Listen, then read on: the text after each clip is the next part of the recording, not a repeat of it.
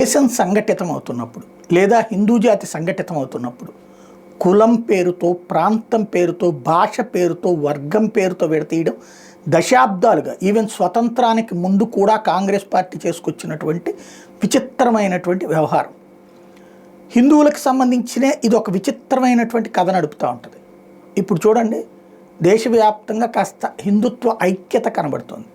ఈ సందర్భంలో అకస్మాత్తుగా భాషా ఉద్యమాలు తీసుకొచ్చారు. ఇంతకుముందు కులాల ఉద్యమాలు తెచ్చి విభజించే ప్రయత్నం చేశారు. అప్పట్లో మండల్ కమిషన్, ఈ సిఫార్సులు, ఆ ఇష్యూ, తర్వాత ఎస్సీ ఎస్టీలని వేరు చేసే ప్రయత్నం దశాబ్దాలుగా సాగిస్తూనే ఉన్నారు. ఇప్పుడు తాజాగా భాష ప్రాతిపదికన విడదీసేటటువంటి ప్రయత్నం. మహారాష్ట్ర నుండి వచ్చినటువంటి బస్సులో కర్ణాటక బోర్డు లేదని కర్ణాటకలో ఆ డ్రైవర్ని వాళ్ళని అవమానించడం ఏంటి, రంగులు పూయడం ఏంటి?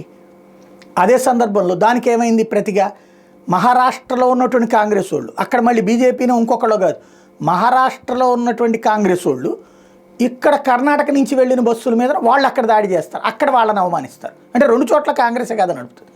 ఇప్పుడు మళ్ళీ కాంగ్రెస్ మిత్రపక్షమైన డిఎంకే తమిళనాడులో హిందీకి వ్యతిరేకం అంటూ అక్కడ భాషా వ్యతిరేక ఉద్యమం, పైగా అక్కడ ఉన్నటువంటి బోర్డుల మీదన, ఏది రైల్వే బోర్డుల మీదన హిందీ మీదన మరకలు రాయటం అన్నటువంటి, అంటే క్రమంగా కొత్త ఉద్రిక్తతలు సృష్టించే ప్రయత్నం చేస్తున్నారు.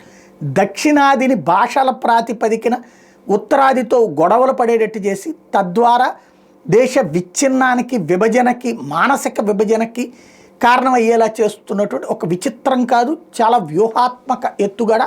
క్రమంగా పైత్యం ముదిరి దేశం ముక్కలైనా పర్లేదు మా పార్టీ బాగుండాలన్నటువంటి కోరిక స్థాయికి వచ్చేసింది.